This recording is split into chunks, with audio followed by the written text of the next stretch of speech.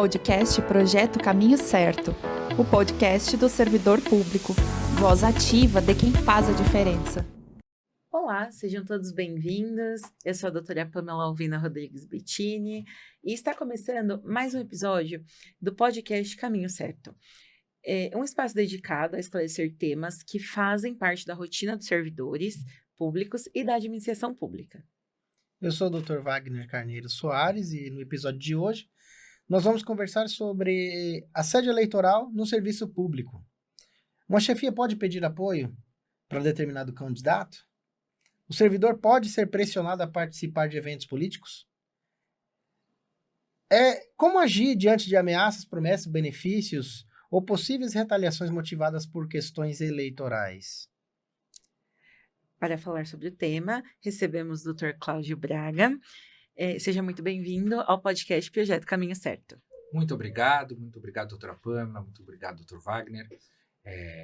Obrigado pela audiência de todos e todas que estão ouvindo. É uma honra muito grande receber esse convite, esse projeto que se consolidou já, né? Tem vários episódios muito interessantes a respeito dos serviço público, dos servidores públicos, e eu fico feliz em colaborar. Eu sou procurador do município de São Paulo, sou mestre e doutor em Direito do Estado, tenho uma trajetória aí no serviço público, no setor privado. O meu primeiro ingresso no serviço público foi há exatos 30 anos como escrevente técnico no Tribunal Regional Eleitoral. Então aí veio o meu contato com o direito eleitoral e depois no começo da advocacia atuei nessa área.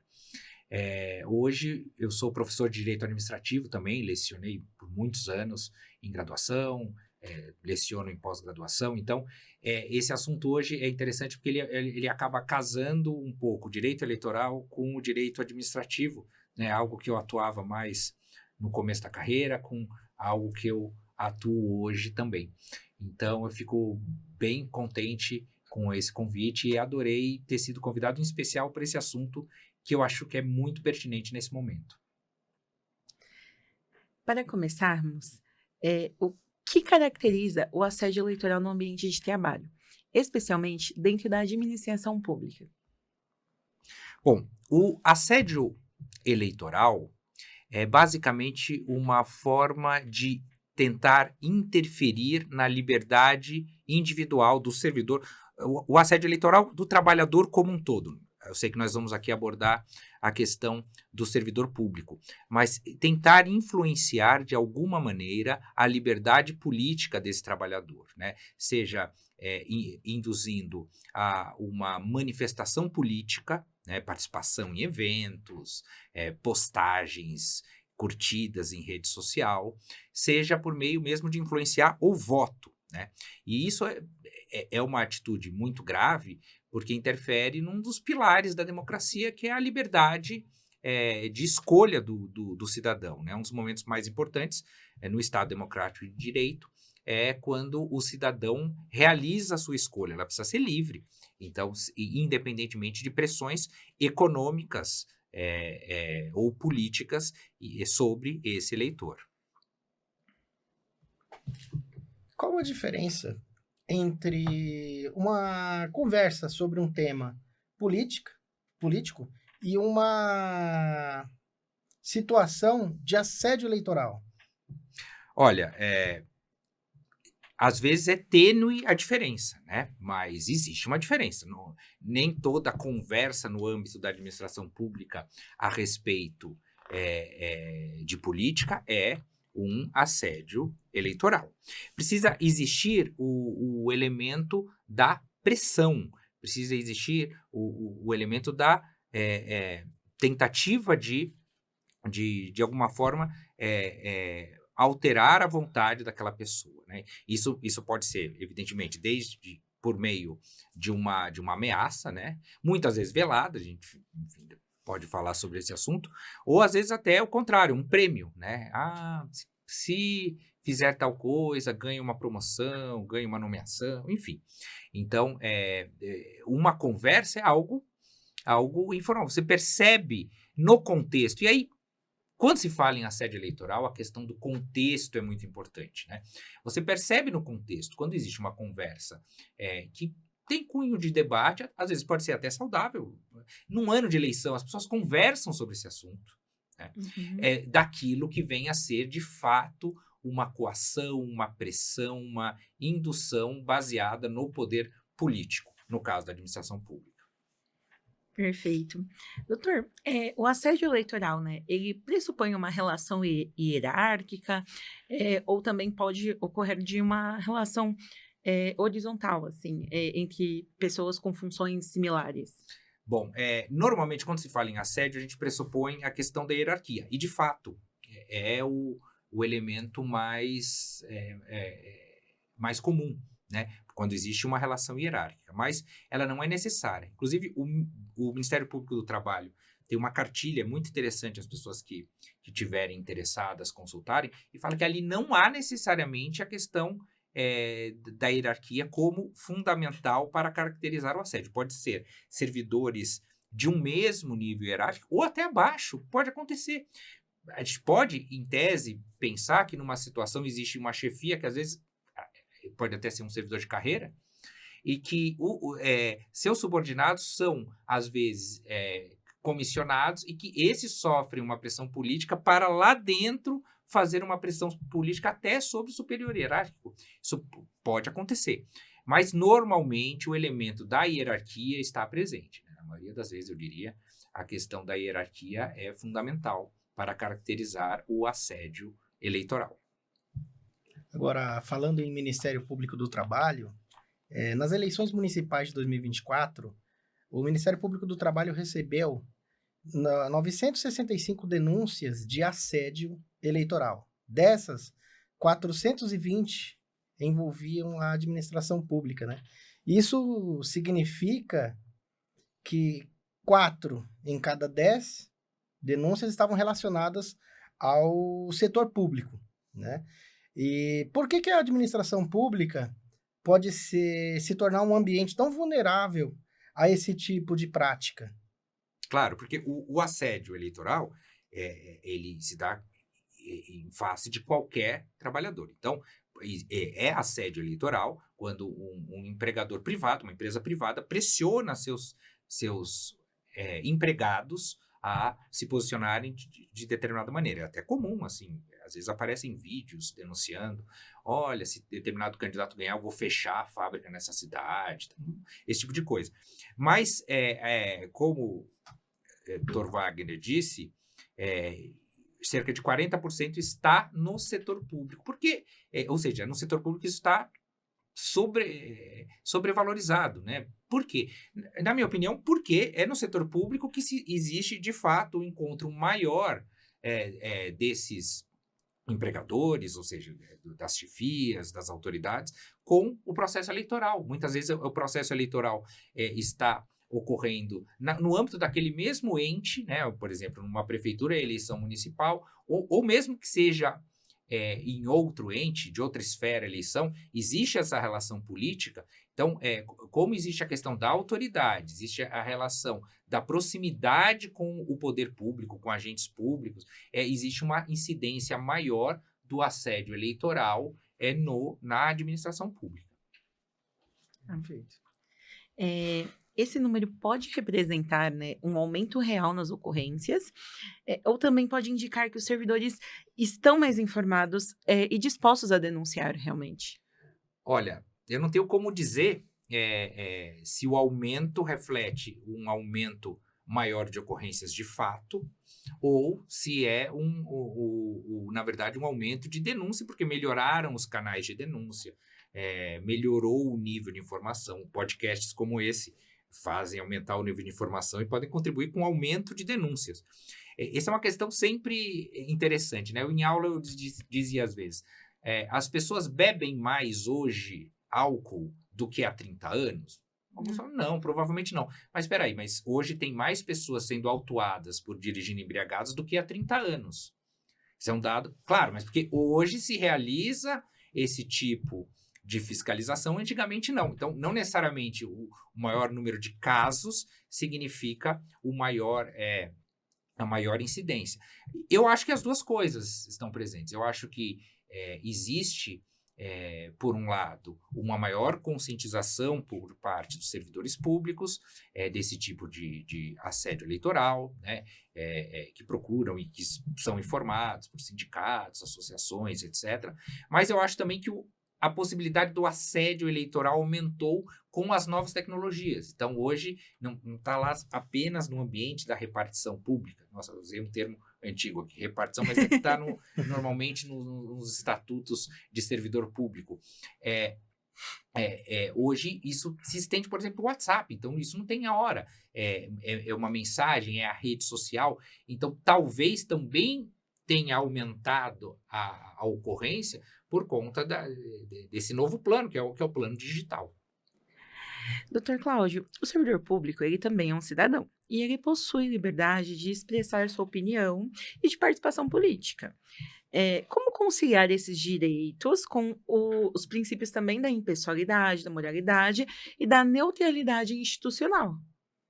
Bom, de fato, o servidor é um cidadão e ele tem todo o direito de manifestar suas opiniões políticas. Há servidores que têm um regime especial, como juízes e membros do Ministério Público, que não podem ter atividade político-partidária, é um regime jurídico próprio, mas normalmente o servidor, como cidadão, ele deve participar de debates, expor sua opinião, etc. Mas tem que haver uma separação.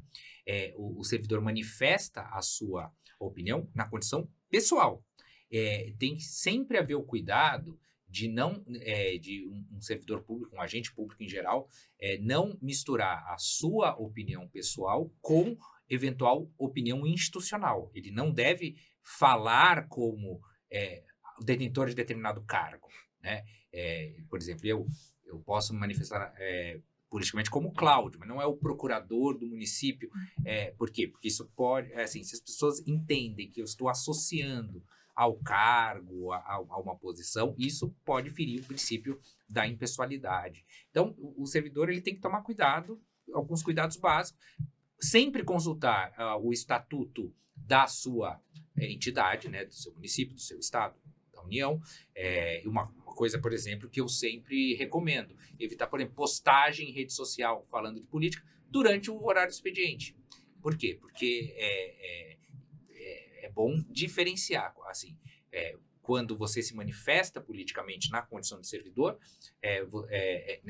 você, na verdade, está, não na condição de servidor, se manifesta politicamente na condição de cidadão. Então, sempre que possível, é bom ser feita essa distinção. Perfeito. A chefia pode declarar sua preferência política diante da equipe? Olha que questão interessante, né? Não tem uma resposta pronta, porque, como eu disse, assim, aqui sempre vai aparecer muito a questão do contexto, né? A chefia pode expressar, como qualquer cidadão pode. Agora, como é essa expressão? A gente primeiro tem que ver, no contexto, qual é o grau, a relação entre essa chefia e esse subordinado. Existe uma proximidade pessoal maior, menor? Então, se o chefe falar, eu vou votar no candidato tal, isso pode ser, dependendo do contexto, entendido como uma mera expressão, assim como eu torço para tal time de futebol, como, Mero enfim, comentário. mero comentário, ou pode ser entendido como 3 pontinhos. Espero que vocês acompanhem, isso pode ter consequências, etc. Então, é importante sempre analisar o contexto e de que forma foi feito isso, se tem ali algum conteúdo de ameaça, de condicionamento, porque aí sim poderia caracterizar o assédio eleitoral. A simples manifestação, eu diria que não, mas por alguém estar numa posição de chefia, eu acho que sempre isso tem que ser visto com muito cuidado. Quem tem uma posição dessa tem que pensar 2 vezes, pensar como vai se expressar. Perfeito. Doutor Cláudio, o servidor público ele pode manifestar apoio a algum candidato em suas redes sociais sem sofrer nenhum prejuízo funcional? Ele pode. Na sua rede social, ele pode. Na sua rede social, é importante que seja pessoal mesmo, do próprio servidor. Em qualquer canal institucional, isso não é possível ser feito. Aliás, há casos em que, por exemplo, uma pessoa, isso aconteceu já, né?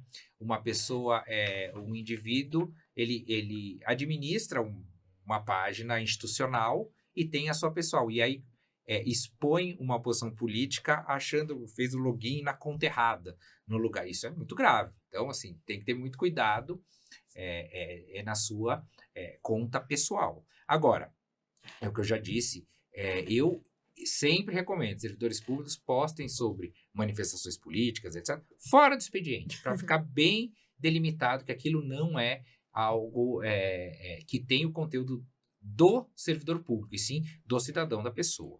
Individualizando também o cargo do indivíduo, né? Sim, sim. É importante que isso seja... Todo o servidor público não perde a condição de cidadão. E veja, quando nós estamos num período... E essa questão é muito interessante nesse período eleitoral, né? Que hoje em dia é muito curto. O Brasil já teve épocas que o período eleitoral era mais longo, mais tempo de debate. Hoje é muito curto. Então, é o momento em que se debate e se deve debater. O debate político, a troca de ideias, a exposição de manifestações é saudável, faz parte do regime democrático. A questão isso não deve estar misturado com o cargo, a função que o servidor público exerce. Perfeito. Agora nós vamos analisar algumas situações que podem ocorrer dentro do serviço público. Uma chefia, ela utiliza ali o grupo institucional da equipe para enviar uma propaganda eleitoral e pede para que todos compartilhem o conteúdo. Isso pode caracterizar um assédio eleitoral? Nossa, que situação, né? Tem já de saída 2 problemas aí. Primeiro, se o canal é institucional, vamos dizer, o grupo de WhatsApp do trabalho, né? Grupo que hoje existe, né? A pessoa, apesar do WhatsApp ser uma ferramenta individual, são criados grupos, por exemplo, profissionais. Então, esse grupo tem caráter institucional. Acaba virando uma ferramenta de trabalho. De trabalho. Aquilo é uma reunião de trabalho. Exato. A gente tem que pensar assim. Eu assisti o episódio do podcast em que a delegada da Polícia Civil falou dos golpes. E uma coisa que ela falou que eu achei muito interessante.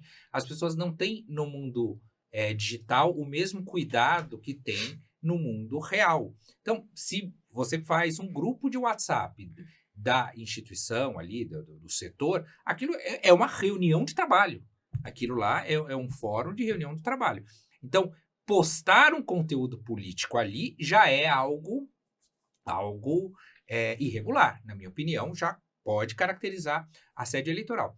Pedir para compartilhar, pedir para curtir, pedir para passar para os familiares, etc., é mais ainda. Aí existe, de fato, um assédio eleitoral mais caracterizado. Então, eu acho que pode parecer uma coisa prosaica, boba, é normal, acontece, mas está lá inserido um contexto grave de assédio eleitoral. Assim, deve-se evitar esse tipo de prática. Perfeito. Agora nós falaremos, né, do popularmente conhecido como aqueles servidores em cargo de confiança, né, os servidores comissionados. Eles são convidados para participar de um evento de campanha e recebem a informação de que a presença será observada pela gestão, mesmo sem uma ameaça expressa. Isso pode ser considerado como assédio? Normalmente, eu diria que é o caso clássico de assédio, né?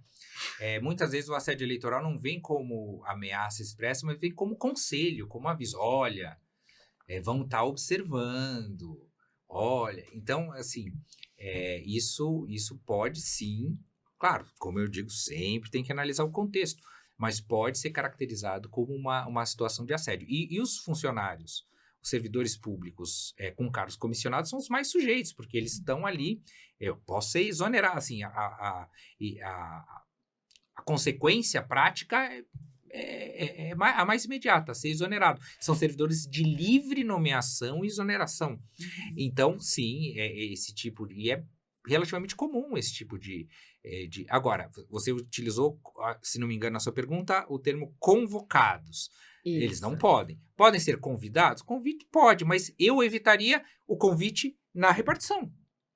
Assim, por meio de um WhatsApp institucional, e-mail institucional. Agora, o comissionado... Porque temos que lembrar que muitas vezes o comissionado, ele ele, até por exercer um cargo comissionado, muitas vezes ele tem um contato político com um determinado grupo, isso é normal, isso é natural. Então, o comissionado participar de eventos políticos é normal. Então, o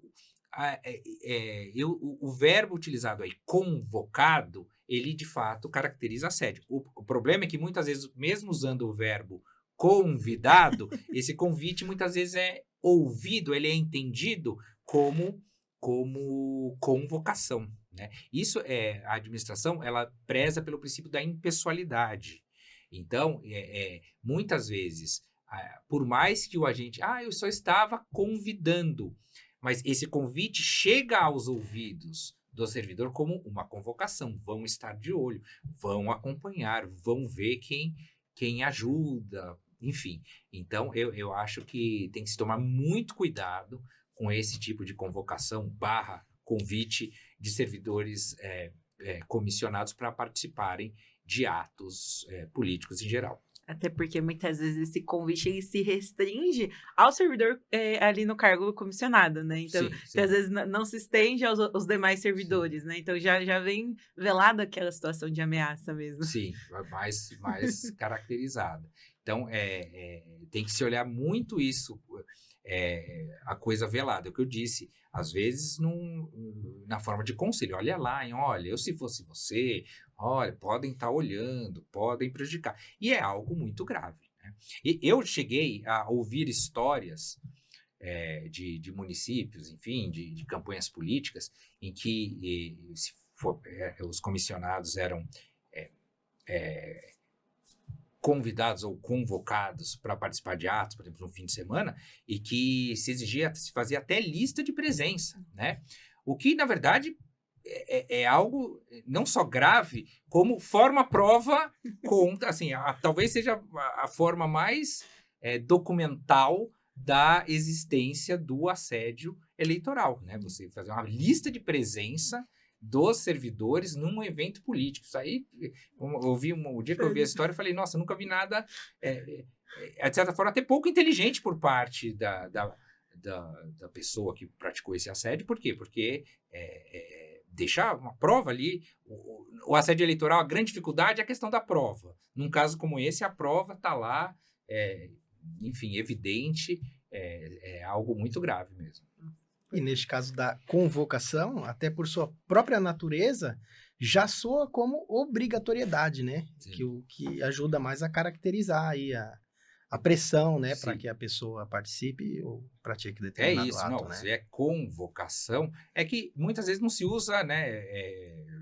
Repito aqui, muitas vezes não se usa a convocação, se usa convite. Mas tem convite que é lido como convocação, né? Não tem jeito. Se existe uma relação de poder envolvida, o convite pode ser caracterizado como uma imposição.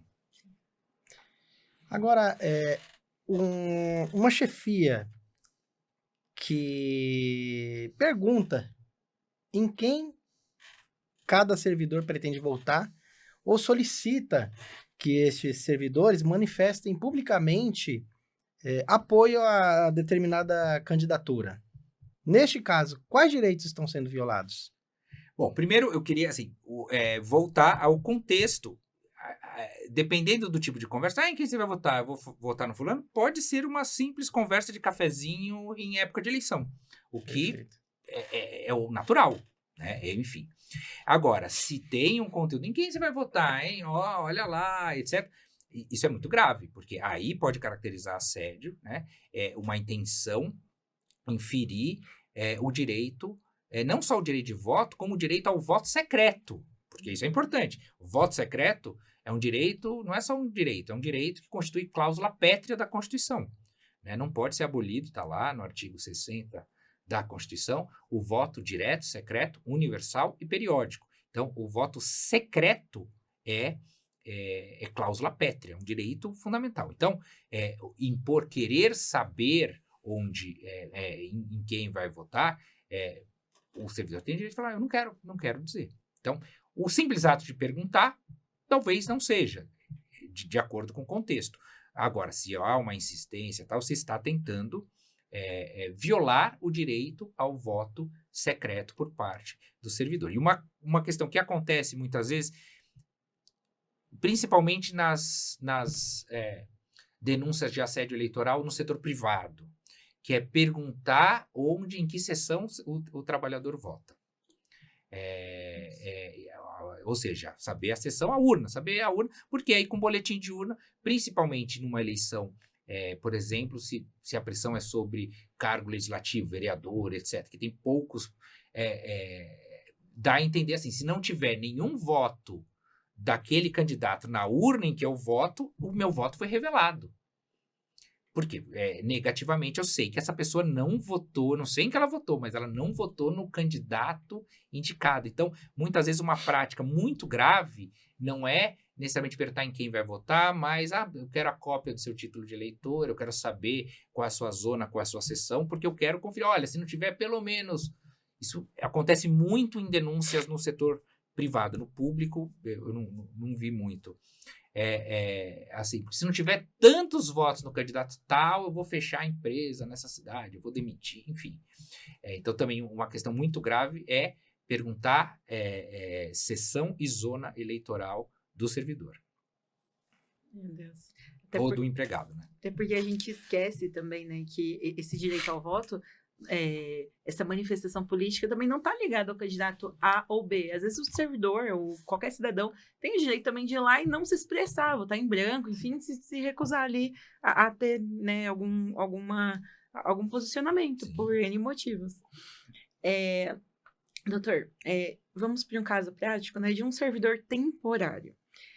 Que se recusa a participar de uma atividade política e pouco depois tem sua escala alterada, perde atribuições ou deixa de ser convocado. Como identificar uma possível retaliação? Olha, isso acontece quando então o convite não era convite, né? Era a convocação. Veja, a dificuldade que se tem nesse momento é a mesma que se tem no direito em geral, que é a questão da prova. É a mesma dificuldade de provar uma perseguição, um assédio moral mesmo assédio sexual. São formas de assédio que tem uma dificuldade da prova. Porque, principalmente, por exemplo, como eu disse, o servidor comissionado ele é de livre nomeação e exoneração. E a exoneração de um servidor público comissionado é um dos poucos atos administrativos que não precisam ter a motivação, ou seja, não precisa expor o motivo. Eu exonero, eu não exonero por causa disso, não. Eu exonero, né? O administrador exonera, não precisa dizer o motivo. Então, tem que se tentar procurar qual é o motivo ali, né? Se há um desvio de finalidade, que no direito administrativo a gente usou, desvio de poder ou desvio de finalidade. Se a administração realizou um ato visando algo diferente do que ela informa, né? E aí a questão probatória deve ser feita. Primeiro, o aspecto temporal. Foi logo depois? Isso pode indicar uma perseguição. Existe uma coerência? Outros servidores na mesma situação sofreram a mesma consequência? Existe uma proporcionalidade? Enfim, tem que ser feito todo um conjunto probatório, por isso o servidor tem que tentar se municiar de provas aí, se quiser questionar esse ponto. Por quê? Porque você tem que tentar analisar o contexto. Eu me lembro aqui das aulas da professora Maria Silvia Zanella de Pietro, na faculdade, que ela falava do desvio de finalidade, e ela falava que é uma das questões mais difíceis de ser provadas no direito administrativo, é o desvio de finalidade. Porque a administração motiva, ela diz que é por uma outra razão, quando, na verdade, é aquela que está sendo escondida, né? Ela falava, é muito difícil. Ela até brincava em aula, às vezes, um indício de desvio de finalidade é quando o ato é pouco motivado ou quando o ato é motivado demais. A administração explica muito, pode ser um indício, mas não é uma prova. Então, tem que ser analisado o contexto. E aí entram testemunhas, entram eventualmente mensagens, a existência da convocação. Logo depois existe isso. uma testemunha que diga, por exemplo, que ouviu falar que a pessoa, nossa, fulano não compareceu no evento, vai acontecer tal coisa. Enfim, não é fácil. Uma das questões mais difíceis nesse tipo de assédio é a questão da prova. Mas tem que ser formado um contexto para que seja provado o assédio eleitoral. Perfeito. Isso me fez refletir, né? Pensar nos servidores que estão ali naquele estágio probatório também, né? Porque eles estão sujeitos e vulneráveis ali naquele momento, que é aquela fase que ele ainda não é efetivo, ainda no seu cargo, nessa questão de prova mesmo, porque muitas vezes ele não é habilitado, né, na parte do estágio probatório por X motivo e, na verdade, tinha ligação com algo político, né? E quão difícil é provar isso, né? Porque a administração sempre vai motivar ali, mas não necessariamente a verdade, né? O superior ali. Sim, acontece. Todos os servidores estão sujeitos. Quem está no estágio probatório, por passar por esse processo de avaliação e sofrer a exoneração no estágio probatório. Até terceirizados, pessoas de empresas terceirizadas, pessoas que trabalham em contratos de limpeza, de vigilância, porque a administração tem o poder de, dentro do contrato, falar, olha, esse empregado aqui não está atendendo corretamente, eu quero que troque. Isso acontece. Então, até esse tipo de pressão ocorre até entre não servidores públicos, entre prestadores de serviço. Eu diria até entre servidores estáveis, porque uma das formas possíveis de perseguição pode ser justamente a abertura de um processo administrativo disciplinar sem motivo, né? Uma perseguição por meio do regime disciplinar, em tese, é possível.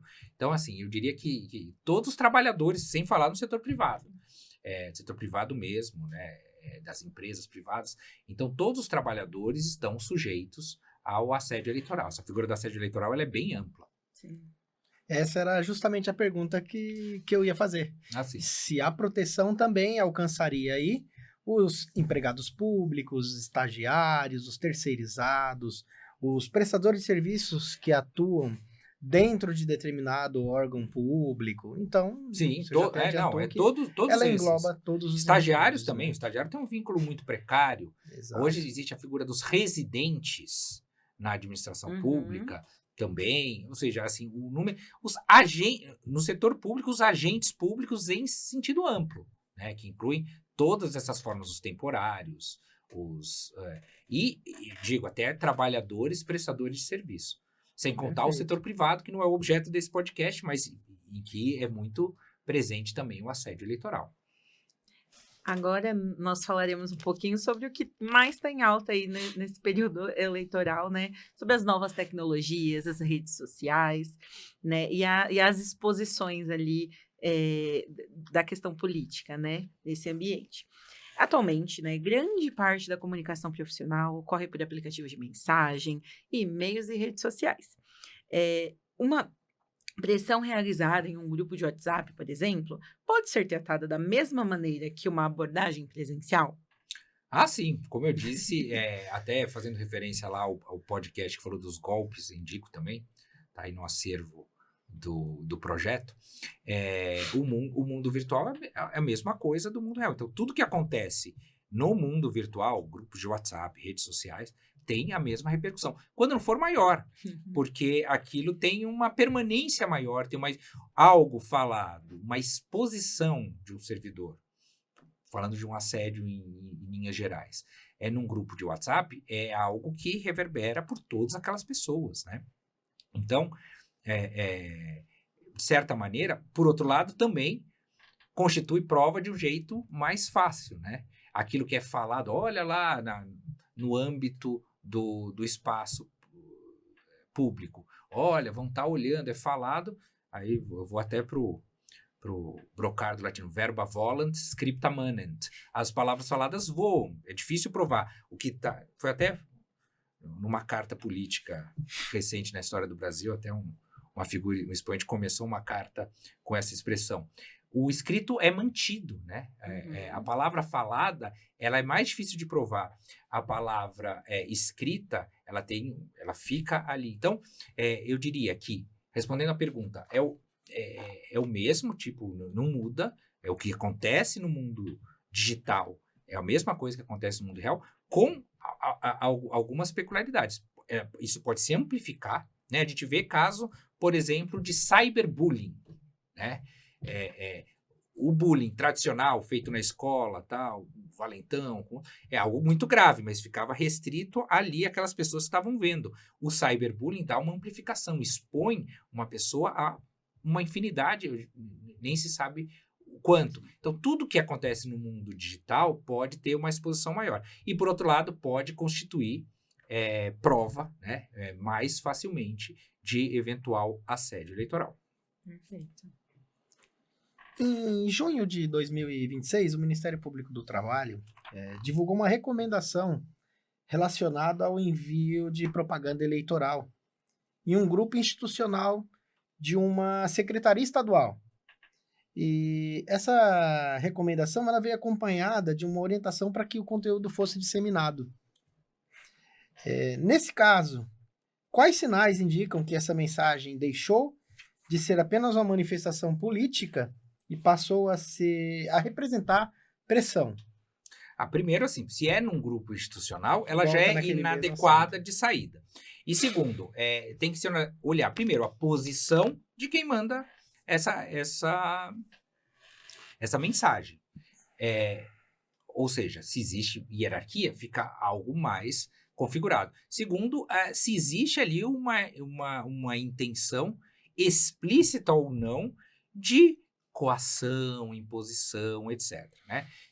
Eu diria que dificilmente alguém escreveria numa mensagem, olha, quem não for vai ser exonerado. Porque, enfim, vira a Expresso, questão né? da produção de prova ali de um jeito mais absurdo.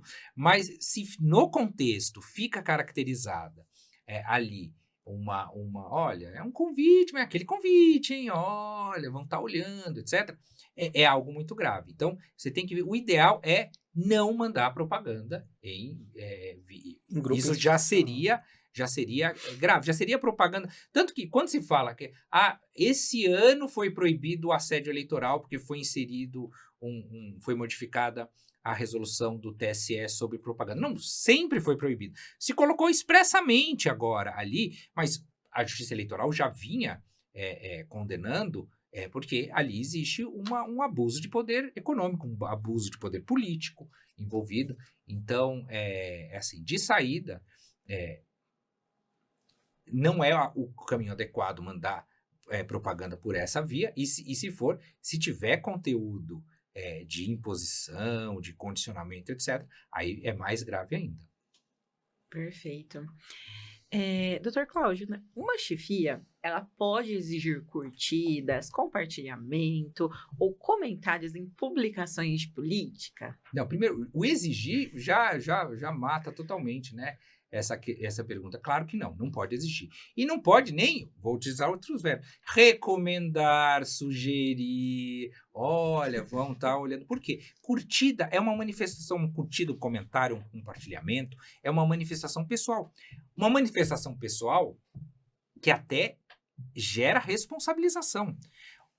Tem pessoas que são responsabilizadas por compartilhar uma postagem que tem um conteúdo criminoso, enfim, difamatório, etc. Porque aquilo se entende que curtir, compartilhar é manifestar o pensamento. Significa eu concordo com aquilo. Então, exigir uma curtida, um compartilhamento, é exigir uma manifestação política por parte de um cidadão. O cidadão não pode ser compelido a nenhuma manifestação política. A manifestação política tem que ser de foro íntimo do cidadão. Conteúdos falsos, áudios manipulados, materiais produzidos com o auxílio de inteligência artificial também podem ser utilizados como instrumentos de assédio ou desinformação eleitoral dentro do ambiente de trabalho? Pode. Hoje é o problema que nós temos hoje, né? Que a Justiça Eleitoral está tentando enfrentar, mas é difícil, né? Eu lembro das aulas do professor Eros Grau na faculdade, o direito sobe de escada e os fatos, o mundo sobe de elevador. Quer dizer, assim, é muito difícil quando você vai regulamentar deepfake, já tem uma diferente, enfim. Isso é muito grave no ambiente institucional da administração pública. Então, ou seja, já é absolutamente ilegal o assédio eleitoral. Se for o assédio eleitoral utilizando ainda, acrescenta-se aí mais uma camada de ilegalidade, né? Acrescentando manipulação, deepfake, etc., aí é algo de fato muito grave e pode acontecer. E eu acho assim, eu aposto que vai ser a grande questão eleitoral nessas eleições. É saber se a justiça eleitoral está preparada, eu sei que está tentando se preparar, mas como vai ser a reação com manipulação, etc. Porque hoje nós estamos chegando numa fase em que não dá para diferenciar mais o que é inteligência artificial e o que não é. Então, você vê um vídeo, aquilo lá já não tem certeza nem de que aquilo é verdadeiro, nem de que aquilo é falso. Você fica numa zona absolutamente cinzenta. Então, é algo muito grave. Eu estou curioso para ver os impactos nessas eleições desse ano. A gente sabe que o assédio eleitoral ele nem sempre ocorre por meio de ameaças, né? Ele também pode envolver promessas, né? E, neste caso, oferecer uma função gratificada, renovação contratual, promoção, mudança de setor, em troca de apoio político, isso também pode caracterizar um assédio eleitoral? Pode, né? Não precisa ser, como falam, não precisa ser no porrete, pode ser na cenoura. Pode ser não pela violência, pela ameaça, mas por um estímulo. Claro, porque o núcleo do assédio eleitoral é tentar interferir na manifestação ou no voto do eleitor, né? Então, pode sim, isso é considerado assédio eleitoral, quando essa imposição se faz, olha, quem fizer isso vai ganhar um cargo, vai ganhar uma promoção, vai ter outra atividade, vai trabalhar numa função melhor, etc. Isso pode sim ser caracterizado como assédio eleitoral. A gente fala muito de ameaça, de coação, do olha lá, do medo nesse sentido, mas também o estímulo, o prêmio podem influir naquele núcleo do assédio eleitoral, que é o quê? Interferir artificialmente na manifestação ou no voto do servidor público. Interferir no livre-arbítrio, exatamente. Né? Basicamente é isso.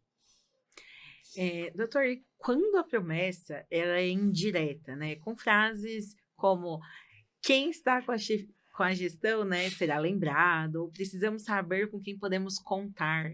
Como lidar com isso, né? Como trazer isso? É interessante, viu? O que a gente está falando aqui, a questão do contexto, do olha lá, né? Tinha até num filme famoso lá no Tropa de Elite, você precisa me ajudar a te ajudar, né? Tem um personagem, essa frase ficou famosa, você precisa me ajudar. Para rir, tem que fazer rir.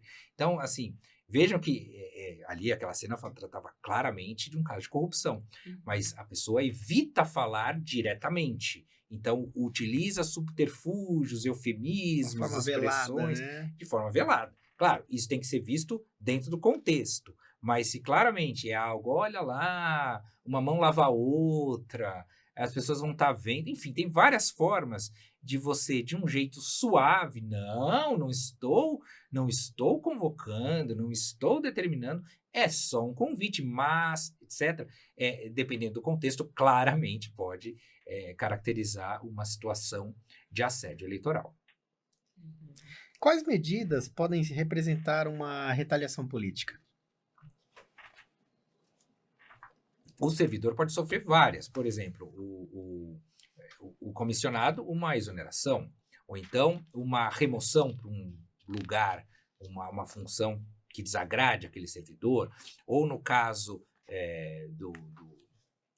do não estável, complicação no seu processo de avaliação do estágio probatório, se for um estatutário com estabilidade, pode ser até um PAD, uma sindicância, etc., para pressionar, enfim, são várias as formas de pressão que um servidor público, em sentido amplo, né, um agente público, pode sofrer.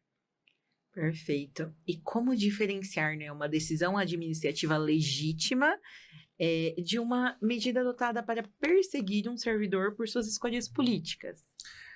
É difícil, né? Aqui, mais uma vez, eu volto lá, que a professora Maria Silva, que falava que o desvio de finalidade é uma uma das questões mais difíceis de serem provadas no direito administrativo. Então, tem que se analisar no contexto. A prova ali, por isso, assim, é bom que o servidor que sofra isso procure uma ajuda especializada, um advogado, enfim, porque para instituir um conjunto probatório, guardar mensagens, conversar com pessoas que presenciaram aquela cena, verificar se existe uma relação de pertinência lógica entre a punição que houve, eventual, né, ou uma alteração de lotação, com o que foi feito, se aquilo é a praxe ou se foi só naquele caso. Então, como tudo no direito acaba sendo isso, né? No direito você tem, eu falo para os alunos, tem o direito lá, você fala, tem direito a isso, tem direito àquilo, tem direito, mas como você prova? A grande dificuldade do direito muitas vezes é a prova, né? É a constituição da prova. Então, não é fácil, mas as pessoas têm que tentar um conjunto probatório, guardar mensagens, etc. Mensagem por WhatsApp, né? Tem sempre a recomendação de guardar e de se fazer a ata notarial. Uhum. Ela vira prova plena quando ela é, no cartório de notas, transformada em ata notarial. Não é barato, né? A ata notarial não é definitivamente um serviço barato. Né? Muitas vezes não dá para fazer da série de mensagens todas, porque cobram por página, tem que se escolher porque é caro. Mas, enfim, tentar conservar as provas é muito importante. Bom, agora falaremos, né, sobre as regras para as eleições e as responsabilidades. Em março de 2026, o TSE, né, o Tribunal Superior Eleitoral, publicou a resolução 23.755, que passou a prever expressamente a vedação de propaganda e ao assédio eleitoral nos ambientes de trabalho públicos e privados. Qual a importância dessa previsão para as eleições de 2026? Bom, como até eu acabei já falando, essa resolução de 2026, ela não criou uma proibição, ela tornou expressa uma proibição, que o assédio eleitoral, dessa forma, no ambiente de trabalho, já era vedada por conta do abuso do poder econômico, do abuso do poder político. Então, já era depreendido que sim. Qual a importância de se colocar? Às vezes, botar ali, literalmente, no texto normativo é importante para dar uma clareza maior, para dar, até por uma questão pedagógica, dar uma clareza maior, permitir prevenção, permitir uma atuação mais rápida da justiça eleitoral. E uma questão prática, por exemplo, os entes públicos, prefeituras, estados, etc., costumam editar no ano de eleição cartilhas de condutas vedadas no período de eleição. De acordo com o calendário, até tal dia, a partir de tal dia não pode fazer tal coisa, etc. E o assédio eleitoral acabou entrando expressamente nessas cartilhas nesse ano, porque estava na legislação. Então, tem esse aspecto, de certa maneira, pedagógico, tornar mais claro, tornar expresso, mas é importante dizer, não é que agora o assédio eleitoral é proibido. Ele já era ilegal, já era proibido. Perfeito. Uma situação de assédio eleitoral no serviço público, ela pode gerar consequências administrativas, civis, eleitorais e criminais ao mesmo tempo? Sim, tem esse aspecto multifacetado, assim como muitas questões relativas a serviço público, né? Uma mesma conduta, ela pode ser uma infração administrativa no âmbito disciplinar, ela pode ser um ilícito civil, ela pode gerar, por exemplo, a obrigação de indenizar aquilo como dano, pode ser um ilícito eleitoral, pode gerar questionamentos às próprias candidaturas, pode constituir um ilícito penal, né? Pode ser tipo penal eleitoral específico, né? A própria legislação eleitoral, o direito eleitoral é direito penal, também tem dispositivos penais, e pode ser até um ilícito de improbidade administrativa. Né, pode constituir improbidade administrativa. Então, existe sim esse aspecto multifacetado. Uma mesma conduta pode gerar vários processos de natureza diferente em esferas diferentes. Perfeito. E quem pode ser responsabilizado? Né? Apenas a chefia que praticou a pressão ou também a administração, a candidatura eventualmente beneficiada? Bem interessante essa pergunta, viu? Porque, primeiro, claro, aquela autoridade que assediou, tal, é clara a responsabilidade administrativa dela e, eventualmente, até eleitoral, criminal, se for o caso, dependendo da forma. Agora, a administração pode ser responsabilizada? A gente tem que lembrar que o Estado responde objetivamente por danos que seus agentes nessa qualidade causarem. A responsabilidade do Estado é objetiva. Então, se o indivíduo, se essa questão do assédio eleitoral constituir um dano ao indivíduo, dano moral, por exemplo, ou um dano patrimonial, se ele provar, ele pode acionar a própria entidade, sim. Então, olha a gravidade da situação. Pode existir a responsabilização objetiva da própria administração pública. Claro que teria o direito de regresso em relação à autoridade que cometeu, tendo que provar dolo ou culpa, mas teria o direito de regresso. Então, a própria administração, sim, em tese, poderia ser responsabilizada. E quanto às candidaturas, isso não é automático. A gente tende a pensar, nossa, se tem a pressão para votar no candidato tal, tem que punir a candidatura tal. Não é bem assim no direito eleitoral. Tem que ser provado o nexo de causa. Foi a candidatura mesmo que atuou ou foi aquela autoridade querendo mostrar serviço? Que muitas vezes acontece. Porque se você responsabilizar diretamente uma candidatura, você pode... isso vale para propaganda irregular, vale para tudo. Se tem uma propaganda irregular de um candidato, a candidatura vai ser cassada. Pode gerar um efeito contrário. Uma candidatura fazer algo errado em nome da outra, para prejudicar a outra. Uhum. Então, veja como é difícil, né? Se as responsabilizações forem automáticas, pode ter uma sabotagem, em tese, de uma candidatura. Eu vou fazer material falso da outra, porque a outra vai ser prejudicada. Então, tem que ser apurado se a candidatura teve responsabilidade com aquele ato de assédio eleitoral. Até porque tem a diferenciação, né? Muitas vezes o servidor, ele é municipal e aí a situação está ocorrendo uma candidatura federal, por exemplo. Sim, então, assim, muito é comum. discrepante, né? A questão de nexo causal, assim, de proximidade, e muitas vezes é só a intenção ali, o fervor da chefia Sim. por X candidatura que acaba influenciando, mas não tem essa correlação direta, né? Sim. Com o candidato. Bem por aí. Doutor Cláudio, como se define qual órgão ou ramo da justiça deve analisar um caso de assédio eleitoral? Nossa, como a gente falou, se é Identificar. multifacetado, são muitos órgãos diferentes. Então, se é um ilícito administrativo, a própria administração no seu ambiente disciplinar, né, por processo administrativo disciplinar. Se é um ilícito penal, a justiça, mas se é um ilícito penal eleitoral, tem a justiça eleitoral. Se é um ilícito civil, uma improbidade,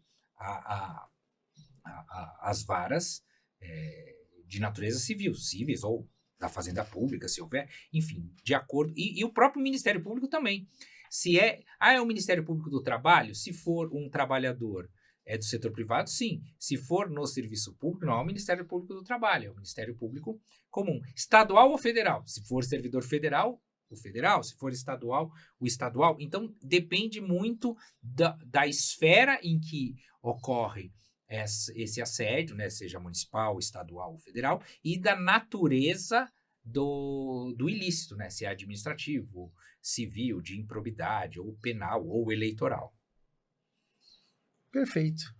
E um dos principais receios de quem sofre o assédio eleitoral é a questão de como conseguir provar efetivamente o que aconteceu, né? E, neste caso, quais elementos ajudariam para poder fazer a denúncia e para poder ser apurada? A questão da prova. Voltamos à questão da prova. Voltamos à questão da prova.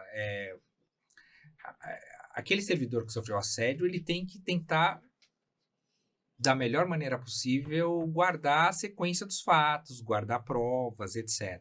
Então, guardar mensagens, se possível, fazer, se for o caso, para tornar-se prova plena, uma ata notarial. Se houve gravações, às vezes pode existir uma gravação ambiental, guardar essa gravação, conversar com testemunhas, fazer uma linha do tempo, se tem informações constantes de processos administrativos, se tenha, se guarde, se tem tire print dessas. Hoje em dia os processos administrativos, via de regra, são digitais. Então, tentar da melhor maneira. Veja, quem sofreu o assédio e busca uma solução jurídica, ele precisa contar a história e essa história precisa ser plausível. Então, como fazer isso? Com o maior número de provas possíveis e uma narrativa concatenada, com uma linha do tempo, enfim. Não é fácil. Como eu disse, uma das questões mais difíceis no direito é a questão da prova. É trabalhoso, mas é nessa linha que se deve seguir. Perfeito. Gravações produzidas dentro dos limites legais também são permitidas? Se for dentro do limite legal, sim, são permitidas. E para preservar, e tem até a discussão, se for ilegal, mas se for para preservar direitos, tal, talvez possa ser admitida. Essa questão, a justiça acaba tendo que decidir. Mas é bem complexa. Porque a questão dentro dos limites legais, ela ainda vai ser interpretada, né? Tem autores que defendem que no âmbito do setor público, tudo pode ser gravado porque ali é uma repartição pública. É um órgão público. Não digo que isso é consenso, mas existe um posicionamento aí doutrinário forte de que no âmbito de um órgão público, tudo em tese seria público. Perfeito, que é a ideia do Estado, né? São as mãos, né, que atuam, né, em relação à administração, né, a persona Estado. E quais cuidados, né, o servidor ele deve ter ao preservar prints, documentos institucionais, especialmente quando existem informações sigilosas? Isso é importante, questão do sigilo. Pode existir ali numa prova uma informação sensível de outra pessoa, né? Aí nós temos que recorrer às normas, por exemplo, da Lei Geral de Proteção de Dados, se for o caso, anonimizar algumas informações na prova, tal, se coloca isso expressamente, o jeito de anonimizar, tem que ser um cuidado, por isso que o auxílio profissional é importante, ter um advogado atuando junto é importante, porque algumas questões precisam observar a existência de dados pessoais sensíveis e, eventualmente, outras pessoas que não estão envolvidas com aquilo e que não podem ter os seus dados expostos. Depois de reunidos todos os elementos probatórios, quais canais podem ser procurados? Nossa, tem muito caminho, até porque a gente falou... Primeiro, no âmbito da própria administração, pode existir uma corregedoria, pode existir uma ouvidoria, pode ter um canal, pode ter comitê de ética. Então, cada ente resolve essa questão do acesso do cidadão, enfim, a esse tipo de queixa, de reclamação, internamente. Às vezes, não dá para ser internamente, você pode também, ou uma questão não exclui a outra, externamente. Existe, por exemplo, o Ministério Público, né? Que pode ser o Ministério Público do Trabalho, no caso dos trabalhadores do setor privado, ou o Ministério Público estadual ou federal. O Ministério Público recebe esse tipo de reclamação, de denúncia e tal, e pode instaurar um procedimento, né? Além disso, servidores públicos muitas vezes procuram, por exemplo, auxílio de sindicatos. O sindicato tem essa função, às vezes, de auxiliar, de amparar.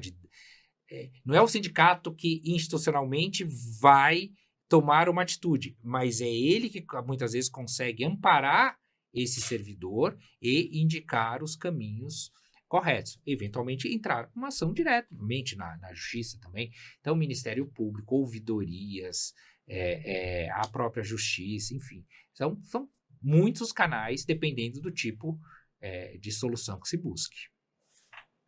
Perfeito. É possível apresentar uma denúncia de forma anônima ou solicitar o sigilo da identidade? Muito interessante essa pergunta. Denúncia anônima e sigilo não são necessariamente a mesma coisa. Denúncia, na verdade, é livre a manifestação do pensamento, sendo vedado o anonimato, está na Constituição. Mas alguns órgãos permitem, por uma questão de política, a denúncia anônima. Então, nesses canais em que se permite denúncia anônima, é possível, sim, uma denúncia anônima, e diante daquela denúncia anônima, as autoridades, enfim, desenvolvem algum tipo de apuração para ver se aquela denúncia é verdadeira. Agora, mesmo numa denúncia não anônima, é possível pedir o sigilo. Por exemplo, eu me identifico, mas eu quero que isso seja sigilo, ou que algumas informações relativas a outras pessoas que estão ali envolvidas sejam anonimizadas. Então, você pode pedir. Existem, por exemplo, nos processos eletrônicos, processos que são sigilosos, que você não são todos os servidores que têm o nível de acesso para aquele processo. Então, pode sim também, mesmo numa denúncia não anônima, que seja pedido, se for justificado, muitas vezes o sigilo daquele processo ou daquela informação. Perfeito. Até no canal do Ministério Público, né, quando você faz uma denúncia, na verdade, ela é mediante sigilo, porque você é identificado, o promotor ele vai acompanhar ali a denúncia, o que aconteceu, ele vai acompanhar a história, para que ele reporte tudo isso e decida se vai prosseguir ou não com a denúncia, né? Então, assim, a pessoa ali, ela é reservada, né, no ambiente de não exposta naquela situação, mas, entretanto, ele precisa apurar ali para entender realmente o que ocorreu, né? Sim. A ideia é mais ou menos essa. Mesmo nas denúncias não anônimas, existia esse sigilo. Agora, e quando a própria estrutura interna do órgão está subordinada à pessoa denunciada? Neste caso, quais os canais externos que a gente pode oferecer maior segurança? Ah, interessante isso. Tem até o ditado, né? Galinha tomando conta do galinheiro, o pessoal fala, né? Por isso que tem que ter os mecanismos externos. Eu falei aqui de ouvidoria, corregedoria, enfim. Mas, peraí, mas esse órgão está subordinado à autoridade que eu estou denunciando. Por isso que é possível até para documentar ali. Às vezes pode até constituir prova. O servidor fazer a denúncia num órgão que ele sabe que não vai fazer nada, e aí quando não faz nada, olha, a prova é essa, enfim... Mas não se terá a solução daquele problema. Então, por isso, todos os canais externos estão à disposição também. Ministério Público, corregedorias externas, a própria Justiça Eleitoral, entrar com uma ação na Justiça, enfim. Por isso que não dá para se ter apenas esses mecanismos internos, né? Porque muitas vezes esses mecanismos estão submetidos à autoridade da pessoa, enfim, da autoridade que é, teoricamente, a acusada. Perfeito. E quais são as medidas, né, que podem proteger o servidor e as testemunhas contra possíveis retaliação durante a apuração? Difícil, né? Além, claro, do que eu já falei, de dentro do possível manter o sigilo, mas o sigilo não existirá entre as pessoas envolvidas, então pode ter um tipo de retaliação.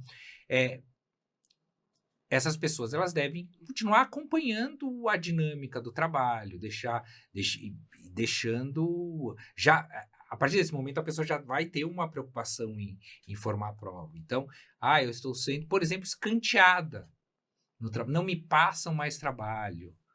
Porque pode ser, às vezes, não passam trabalho para no futuro falar, olha, a produtividade dessa pessoa diminuiu. Ela antes produzia tanto, agora produz menos. Enfim, é ficar tentando averiguar, né, e provar que há ou não uma perseguição. Então, assim, eu acho que diante de uma denúncia do processo, a autoridade perseguir de fato aquele servidor é algo que praticamente confirma a denúncia realizada. Então, o servidor em questão tem que ficar de olho aberto e tentar ir observando coisas que muitas vezes estão nas entrelinhas, coisas que não aparecem. Eu diminuiu a minha carga de trabalho, ou ao contrário, eu estou sendo mais demandado, talvez para não dar conta, e aí ter um argumento para uma exoneração, enfim. Então, tem que se ter esse cuidado de observação e de coleta de indícios e de provas. Sim. E para finalizar, né, nós vamos para algumas perguntas mais rápidas. Para finalizar, vamos fazer uma rodada de perguntas rápidas com respostas mais diretas em situações mais comuns. Uma chefia pode perguntar em quem o servidor vai votar? Uma pergunta direta e que não tem a resposta tão fácil. A princípio, poderia, num contexto de discussão política, casual, etc. No entanto, se isso caracteriza algum tipo de pressão, de coação, etc., pode caracterizar a sede eleitoral. Eu recomendaria as chefias não perguntarem nesse momento. Pode pedir que os servidores compartilhem propagandas em seus perfis pessoais? Não pode, porque esse pedido, ele pode, ainda que seja um pedido, ele pode ser entendido como uma obrigação, como uma coação, que aquilo teria algum tipo de impacto na sua vida. Então, eu acho que não pode, diria que não pode. Pode convocar comissionados para participar de eventos de campanha? Convocar, já a pergunta já veio Voltamos à convocação. com esse verbo tão forte. Convocar, certamente não pode. E pode utilizar um grupo institucional para defender uma candidatura? Não pode. Se o grupo é institucional, diz respeito à instituição, ele se pauta pelos princípios da administração pública. E um deles principais, a impessoalidade. Então, não pode. Uma promessa de benefício em troca de apoio político pode ser denunciada? Pode. Isso pode ser caracterizado como assédio eleitoral, mesmo sendo não uma ameaça, algo intimidatório, e sim um estímulo, né, um prêmio, etc. Também não pode. Se está, nesse caso, tentando influenciar na manifestação ou no voto do servidor. Então, não pode.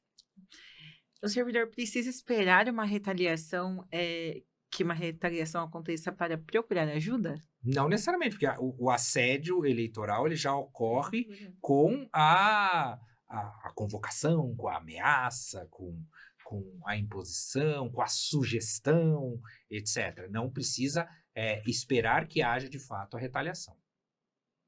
Doutor Cláudio, para encerrarmos, né? Qual que é a principal orientação para o servidor que percebe uma pressão política, no ambiente de trabalho, lógico, mas ainda tem o receio de denunciar?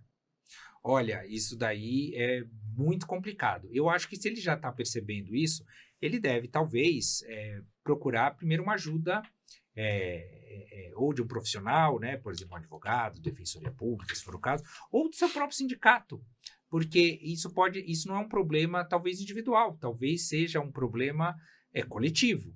Então, ele se protegeria se, por exemplo, o tipo de questionamento viesse, por exemplo, de uma representação, de associação ou de sindicato. Então, talvez um caminho importante seja esse, procurar, porque aí não vira a reclamação daquela pessoa, não fulaniza a questão. Imagina, se um sindicato ou uma associação de servidor procura e fala, há relatos de que há pressão eleitoral, não se está comprometendo nenhum servidor em especial, né? Pode ser tomada uma conduta, uma providência de forma coletiva. Perfeito. A liberdade de escolha é um direito fundamental. Nenhuma relação hierárquica pode ser utilizada para transformar o voto, o apoio político ou a participação em campanhas em condições para a manutenção de funções ou oportunidades profissionais. Também é importante lembrar que nem toda conversa sobre política caracteriza o assédio eleitoral, né? Como a gente abordou bastante aqui. Essa análise ela depende do contexto, da relação entre as pessoas envolvidas, da existência de pressão, ameaça, promessa, discriminação ou abuso de autoridade, né? Agradecemos ao Dr. Cláudio Braga por sua participação e por todos os esclarecimentos compartilhados nesse episódio. Quer deixar as suas considerações finais, doutor? Não, eu agradeço bastante pelo convite e acho que é um tema muito importante, muito relevante, ainda mais em ano de eleição, né? Lembrando que, como o Walter colocou agora, bem... Eu acertei, eu errei esse nome. Wagner. É Wagner, né? Na hora que eu falei... Pode... Já percebi. Claro. Só ela me passando, né? Wagner, desculpa. Vamos lá. Eu queria primeiro agradecer pelo convite, né? Porque eu acho que esse assunto é muito importante nesse momento, ainda mais num ano de eleição, né? E retomar o que o Wagner acabou de falar sobre que uma mera conversa não é um assédio eleitoral. E é isso. Muitas vezes a gente está diante de uma situação em que o limite, muitas vezes, é o bom senso. Né? Eu gosto de falar, nós estamos falando de assédio eleitoral, ele se aproxima de outras figuras, como assédio moral, assédio sexual. Hoje em dia, às vezes, a gente ouve gente falando, quando se fala, por exemplo, de assédio sexual, hoje em dia não tem mais como ter flerte, porque tudo é assédio, eu digo indivíduo. Se você não sabe diferenciar um flerte de um assédio, é melhor não flertar. Então, porque tudo é, evidentemente, o bom senso. Uma conversa eleitoral, uma conversa lá no cafezinho, em ano de eleição, é normal, é o assunto em pauta. Como na época da final do Campeonato Brasileiro, né, na reta final, as pessoas discutem futebol, como na época do Big Brother, as pessoas discutem Big Brother. É normal um tipo de conversa, perguntar se vota em quem, etc. O grave, o assédio, ele está quando é rompido esse limite, quando se chega na ideia de coação, de imposição, de gerar um medo ou um estímulo, mas que a pessoa obrigatoriamente adote uma manifestação política determinada. Então, é muito importante deixar isso muito claro. A discussão política de candidatura é saudável. Campanha eleitoral existe para isso. O assédio eleitoral é algo muito grave e é uma conduta totalmente diferente. Agradecemos também a você que acompanhou mais este episódio do podcast Projeto Caminho Certo. Continue nos acompanhando, acompanhando os nossos conteúdos, né? Para entender melhor os direitos, deveres, os desafios que os servidores enfrentam. E até o próximo episódio.